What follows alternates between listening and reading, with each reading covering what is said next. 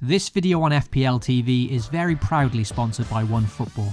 With a rating of 4.8 out of 5 from now over 100,000 reviews on the App Store, OneFootball truly is the biggest and best app for football news, scores and stats from hundreds of leagues all over the world. As for FPL, you can choose to follow every team in the Premier League on OneFootball and then get live updates from all the goals and assists every game week. Download it now completely free using the link in the description box below. Hey guys, and welcome back to FPL TV. Before looking to this weekend's Game Week 27, let's see how the wildcard squad performed in Game Week 26. There were 3 small changes to the wildcard squad, with news very close to the deadline that Alan St. Maximin picked up an injury for Newcastle. I was set to include him for his 2 double game weeks in 28 and 29, all ready for that bench boost chip in 28. But with uncertainty over his fitness, and with the forward category in FPL in general looking pretty bleak, the only other forward I just about liked for the doubles was Lacazette. So in came Lacazette, and in order to fund this move, I had to downgrade Robertson to Van Dijk, who scored in the final minute against Leeds to make me feel a lot better about that move. This then meant I already had 3 Arsenal players in Lacazette, Tierney and Ramsdale, and therefore regretfully I had to then replace Bukayo Saka in midfield, so I ended up keeping Rafinha from my previous squad. The decision to keep Rafinha wasn't because his performances recently warranted a place in my side, but simply more because of how many fixtures he had coming up, especially following that late announcement that Leeds would have yet another double game week in 28. Leeds were also one of the only other teams guaranteed to play in blank game week 30 at this point, and they also have a nice home fixture against Norwich in game week 29, so in terms of replacing Saka, I felt he was the most logical choice remaining. The rest of the wildcard squad remained the same from my previous team video, and it was the Arsenal and Wolves defence that disappointed the most, particularly Arsenal, who boasted 6 clean sheets in their previous 8 league games heading into this double. The 2 goals they conceded over the 2 games were both incredibly soft as well, and that late goal to Brentford in the last minute was certainly costly to the wildcard. It was a very strange situation last game week, where my plan had always been to wildcard in game week 26, free hit 27 and bench boost in 28, even before the double game weeks in 28 and 29 got announced. Once those doubles in 28 and 29 were announced, the good thing was this only reinforced my strategy further, and made the plan to bench boost in 28 all the more appealing. However, it also then saw many managers adopting a very similar strategy, with a lot of late wildcard activations before the deadline. This took the shine away from the idea slightly, as my wildcard team then looked very similar to a lot of others, with a strong template forming, and it felt like it was no longer my team against everyone else, but more a strategy versus strategy amongst the community. In an incredibly exciting game week though, no doubt the key moment of the week was Mo Salah delivering an insane 28-pointer over the 2 fixtures, which could not have been more significant in this battle between strategies. Obviously, those like me that wildcarded, notably, couldn't then use the triple captaincy chip on the Egyptian king, whilst those that stuck with their original squads and used the triple captain strategy rejoiced at this monster haul. Once Mo Salah had racked up 2 goals and an assist in the opening 30 minutes against Leeds, at that point I was certainly fearing the worst, and having watched the game, in the end I was actually feeling very fortunate he didn't score more.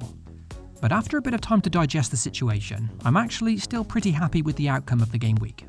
Granted, Mo Salah delivering a monster was the opposite of the outcome I wanted, but despite that, my team still managed a very respectable season-high total of 124. In the context of the game week, not the best score, but the fact Mo Salah was so heavily triple captained, and I've managed to come out of the other side with just a very small red arrow of 6,000 places, in the end I'll take that considering the circumstances. In the context of my own team, when considering my pre-wildcard squad scored around something like 50 or 60 points, well that's a huge difference. The other reason I'm still feeling optimistic about this strategy is that I of course set up this plan with the future game weeks in mind as well, so with my squad seemingly set up nicely to take advantage of doubles game week 28 and 29, and with me set to use the free hit this week and then bench boost in 28, well fingers crossed that can be when I really make some gains up the rankings. In short, it's simply too soon to judge this strategy, and the next few game weeks will be very telling on whether it was the correct move or not. It'll also come down to how well I can now utilise my own triple captaincy chip, which I've still got in hand, whilst also depending on how well those that saved the wildcard can utilise that in the near future. So let's move on to Game Week 27 now, and with the free hit active, let's see how the free hit draft currently looks. Also, if you do enjoy the content here at FPL TV, then be sure to leave a like and most importantly get subscribed. You can also hit the notification bell so you always know when a new video goes live. As mentioned earlier, with the announcement of double game weeks 28 and 29 shortly before last game week's deadline, that then saw a lot of managers arrive at a very similar strategy, and this also means a strong template has now developed for the free hit this game week as well. In my free hit team, I don't think there's too many surprises, with 7 of these players having been locked into this draft since I started planning last week. Tottenham's recent display against Burnley wasn't a great way for them to head into this game week, but considering how many goals their opponents' Leeds are conceding at the moment, it's still enough to justify the Son and Kane double up, who look to be potentially good captaincy shouts too despite this single game week. Leeds have conceded a staggering 16 goals in just the last 4 league games, so even if Spurs do let me down, I simply have to play the odds here. One fixture that I'm really fancying this game week is City against Everton, with Everton not looking very convincing under Lampard so far. The fact Man City lost their previous league game against Spurs has therefore now left Liverpool breathing down their neck, and that suggests to me that City will hopefully have to go full strength here. So Mahrez and Cancelo are locked into this free hit team, whilst the third City option I currently have is Raheem Sterling. Notably, Man City also have a reasonably favourable FA Cup fixture on Tuesday against Peterborough, and I'm hoping that might be the ideal chance for Pep to rotate some players and therefore make this weekend more secure. In an ideal world, I'd prefer to opt for Kevin De Bruyne over Raheem Sterling here, but unfortunately, if I also want to include Bruno Fernandes in this free hit draft, then Sterling at 1.3 million cheaper will have to do. In fairness to Sterling, as a 1-week free hit punt, there aren't many players as explosive as him on their day. It's just the threat of rotation that has me a bit worried. If I do want to make that upgrade of Sterling up to De Bruyne, then I'd then have to opt for Jadon Sancho instead of Bruno Fernandes at home to Watford, and that's something I'm still weighing up before the deadline. Sancho really has been picking up some form of late, so could be a very nice punt on this free hit. The plan now is to wait until Pep's press conference first, and then take a look at some of Man City's predicted lineups over on Twitter before making a final call. Heading into Game Week 27, Burnley are the only side to have a double game week this week, and even though they aren't the most exciting team to back, they are at least hitting some decent form just at the right time, with Weghorst scoring his first Premier League goal last week, and also Burnley keeping back-to-back clean sheets, so that makes me feel a bit better about their inclusion. Having lots of Burnley players in my squad is also something I probably wouldn't want for the longer term, and that's why it feels ideal to take advantage of their double game week on the free hit this week, and then not be stuck with a Burnley triple up for the long run. The idea on this free hit is to definitely include a third Burnley player, and although initially it was set to be Nick Pope in goal, I'm now leaning more towards opting for Tarkowski, who's now back from illness. Granted, Pope may very well do better on bonus and can rack up save points, but the way I see it, whether I include Tarkowski or Pope, if they do keep a clean sheet, then I'm going to receive points for that regardless. And the thinking is, by including Tarkowski, I'm just increasing my chances of the dream outcome that either centre-back scores from a set piece. And although it's unlikely, when you do pair a clean sheet with a goal from a defender, that usually results in a huge 15-pointer, just like Ben Mee did in the previous game against Spurs. Like I said, it's very unlikely, but you need a ticket to win the raffle, and that's why I'm tempted to go for Tarkowski as well as Mee, just in the hope I get lucky.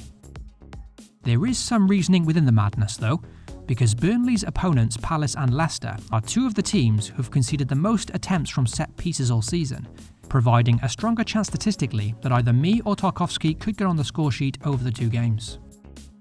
So, with no Nick Pope in goal, it's likely I'll opt for budget option Fraser Forster, who has a decent home fixture against Norwich this week. Norwich have been improving lately, so there's every chance they do score here, but it's still one of the better fixtures on paper and he's only 4.4 million.